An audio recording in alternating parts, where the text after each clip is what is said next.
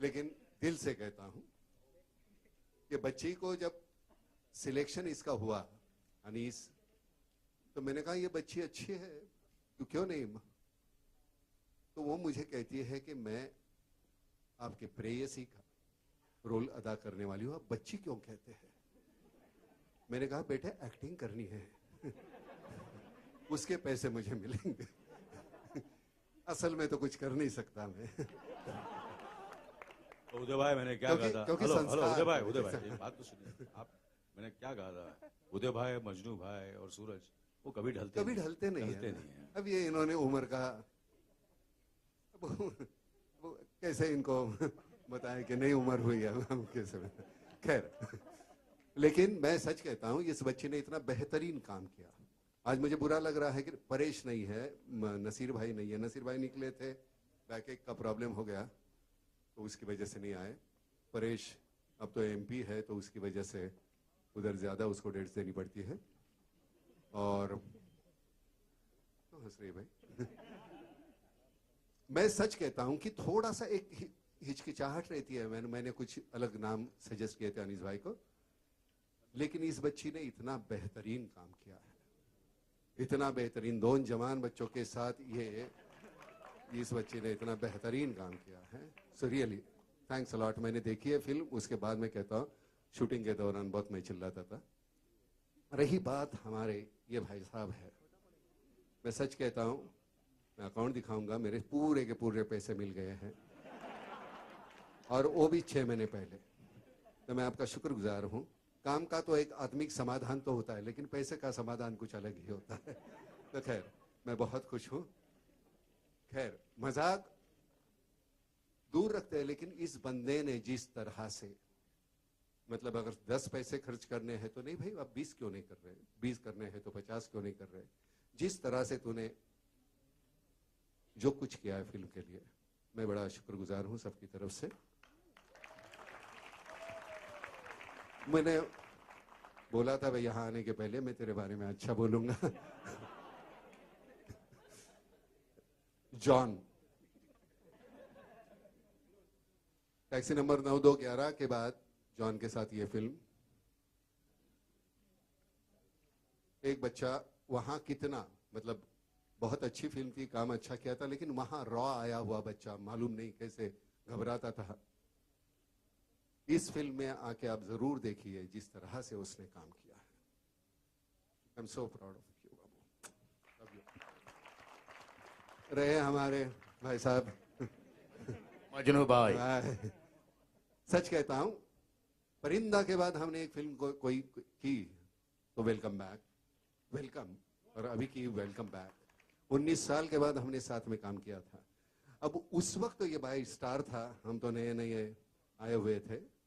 अनिल कपूर साहब तो बहुत बड़े स्टार थे, लेकिन इतनी दोस्ती हो गई कि 19 साल तक हमने काम नहीं किया फिर। लेकिन फिर मैंने वेलकम की तो वहां मैं अनिल से पहचान हुई। और मैं सच कहता हूं वेलकम बैक में मुझे रेम्यूनरेशन के साथ बहुत कुछ मिला। तो मुझे एक घर और मेरा बड़ा एक छोटा भाई मिला मुझे। आई एम सो हैप्पी अनिल। मुझे सबसे अगर कुछ मैंने कमाया है इस फिल्म में तो तू मुझे मिला। आई एम सो हैप्पी। और ये कहने के लिए मैं आज आया, हाँ सच कहता हूँ आया। आई am so happy, I am so happy. Thank you नाना साहब।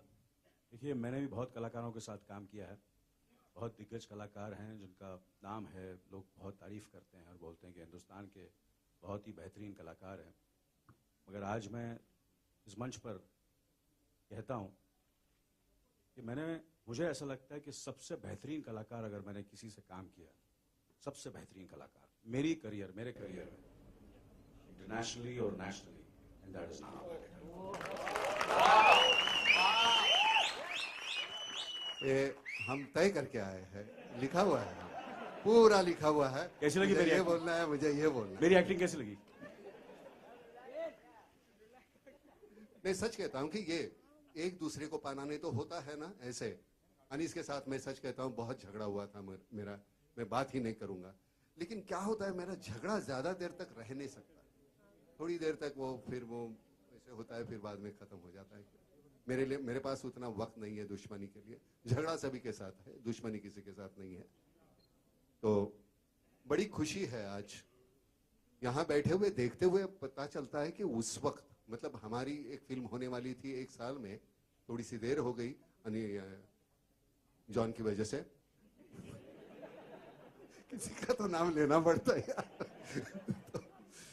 तो लेकिन आज जाके देखते हुए बड़ा अच्छा लगता है, सुकून मिलता है कि हमारे हाथ से कुछ ऐसा हुआ। अनीस, तू बेहतरीन बेहतरीन डायरेक्टर है। अभी अनीस लिफ्ट में आते वक्त कहता है मेरे बाल यहाँ से ठीक नहीं लग रहे हैं।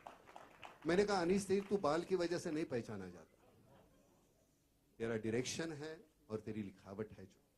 जो तू लिखता है इतना बेहतरीन करता है, और डायरेक्ट करते हुए हमें पता भी नहीं चलता कि ये बंदा डायरेक्ट कर रहा है। अच्छा बता क्या करना है? नाना जी बोलो कैसे करें? अनिल जी हाँ ऐसे, अच्छा इधर से आएंगे, ओके, अच्छा चलो ओके।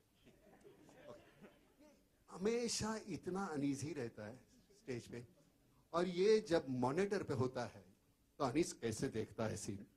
हमारा सीन चल रहा है, अनीस देख रहा है, तो सीन अच्छा हो रहा है कि बुरा हो रहा है? Anees, sound, back, camera, action.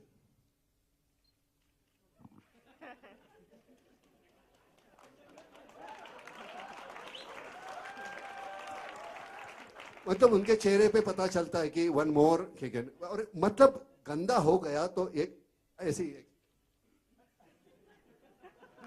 अल्लाह, तो फिर समझना है कि वन मोर। और ये ज्यादातर होता था इसके नसीर के और सबके सीन में, हमारे सीन में नहीं कभी होता था। Thank you Anees, it was so nice working with you. It was really amazing experience. और एक जो रॉ क्वालिटी है अनीस की, अभी भी वो बन चुका नहीं है, वहां नहीं पहुंचा, वो वैसा का वैसा ही है और ऐसा ही रहे, वैसा ही चाहिए मुझे तो। Thank you. और ये जो यहाँ बैठे हैं, जो उन्होंने जो किए हैं, तो उनको जो बरसों से कर रहे हैं भाई, तो इतने बेहतरीन गाने। हमें एक अच्छा लगता है, हम जैसे हम अनिल और मैं डांस डायरेक्टर को हम कहा करते थे कि भाई एक शॉट जो है, आपको ये मूवमेंट है, ये है, ऐसे जाना है, ऐसे जाना है, एक टेक जो हमने कर दिया वैसा दूसरा नहीं होगा हमसे। तो कैमरे 3-4 लगा दो, फिर तुमको कट मिलेंगे, क्योंकि हमें ही मालूम नहीं था कि हम क्या कर रहे हैं। तो ये फिल्म जब रिलीज होगी तब हमें पता चलेगा कि हमने क्या किया है। सो ये बंदे हैं, इन्होंने बेहतरीन गाने दिए हैं, और बहुत आतुर है, उत्सुक है एक बंदा जो कुछ कहना चाहता है, जो फिरोज नडियाद वाला, क्योंकि उनको मालूम है उसने क्या झेला है। No, I would just like to express my thanks to each and every person connected with the movie, Nana ji,